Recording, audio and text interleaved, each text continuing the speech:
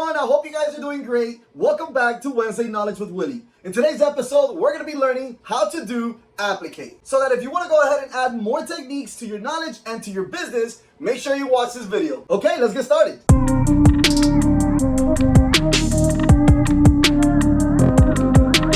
So for those of you that do not know what an applique is, it's very simple. It's a fabric that is going to be stitched on top of another fabric. For example, you can have a shirt or a polo or a sweater, and you would use another style of fabric to embroider on top of it. This way, you can add more texture.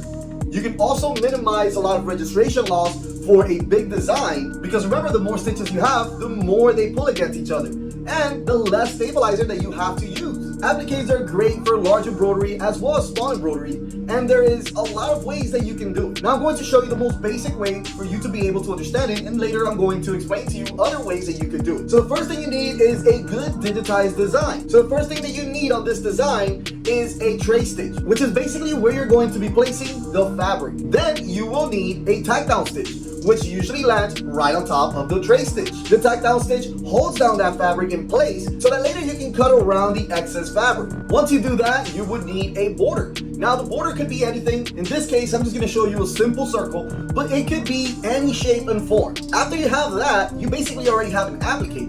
Now, you can technically leave it as is, or if you want to make it even better, you can add designs inside of the applique. Once you have that, you're pretty much done. Now, what are other ways that you can do applique? While following the same process, you can change the border to a different type of stitch. Instead of a satin stitch, you can use a motif stitch, which adds another element of the design. You can also add a satin stitch with very little density, and it will look like it's been sewed in instead of embroidered. Now, when playing with applique, I highly recommend you might as well try to do as much as you possibly can. By that, I mean you don't only have to use one applique. You can use a big applique for the background, then you can use another applique on top of that, and another one on top of that, and basically you can make a whole design just out of applique. This is one of the most fun ways that I like to use my embroidery machine, and they come out so nice that a lot of people can't resist to ask you, where did you get it from, or how was it done, and they get amazed when you tell them you did it yourself, and you can provide that to your customers. Alright guys, I hope you have fun using this method, and please, if you do end up making them yourself, send us some pictures. We would love to see them. Also, if you have any comments or ideas for future videos, please make sure to leave it in the comments below. We will be happy to use your ideas. And don't forget, with Print Direct US, you get lifetime US training and technical support. And the coolest thing is that you can decide how you get your training. You can have it like this, FaceTime, just one-on-one. You can also decide to have me personally go to your location and train you and your staff. And on top of that, you can retake the training as many times as you want, making Print Direct US your right hand for your embroidery business. Alright guys, thank you so much for watching this video, and I'll see you guys next Wednesday. Take care.